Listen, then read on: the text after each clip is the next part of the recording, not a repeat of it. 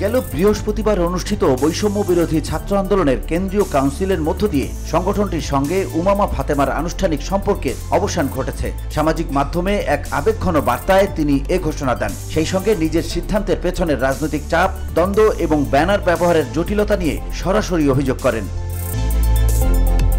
উমামা ফাতেমা জানান, NCP national campus party নামের রাজনৈতিক দল গঠনের পর তিনি জুলাই মাসের অসমাপ্ত কাজগুলো সম্পন্ন করার দায়বদ্ধতা থেকে বৈষম্য বিরোধী ছাত্র আন্দোলন ব্যানারে কাজ চালিয়ে যাচ্ছিলেন। কিন্তু ব্যানারটি দলীয় নিয়ন্ত্রণের বাইরে স্বাধীনভাবে ব্যবহৃত হওয়ায় তা নাকি অনেকের রাজনৈতিক ভবিষ্যতের জন্য হুমকি হয়ে দাঁড়ায়। ফলে তার উপর ভয়াবহ অনলাইন ও অফলাইন চাপ সৃষ্টি করা হয়, যাতে তিনি এই ব্যানারে আর কাজ না করেন।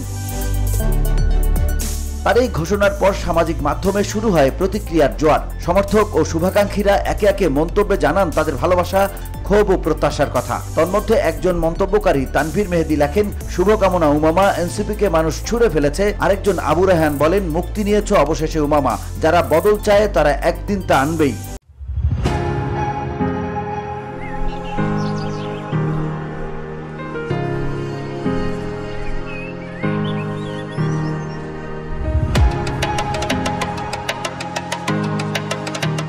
জাফর মোহাম্মদ মন্তব্য করেন, উমামা, আপনি আমাদের সাহসের নাম, যারা বিক্রি হননি তাদের একজন আপনি।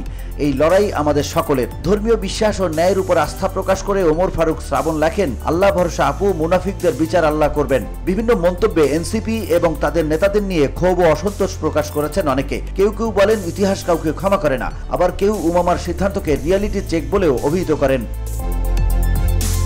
উমামার ফেসবুক পোস্টটি কমেন্টের জন্য সীমিত রাখা হলেও যারা মন্তব্য করার সুযোগ পেয়েছেন তাদের অনেকেই তার সাহসিকতা ও নীতিগত অবস্থানের প্রশংসা করেছেন।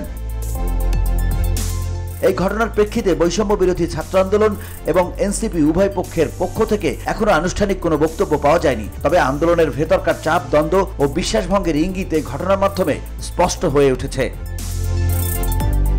এই বিদায়ের মধ্য দিয়ে শুধু একটি ব্যানারের কাজ থেমে যায়নি, বরং ছাত্র রাজনীতির মাঠে একটি আলোচিত অধ্যায়ের অবসান ঘটেছে বলেই মনে করছেন অনেকেই।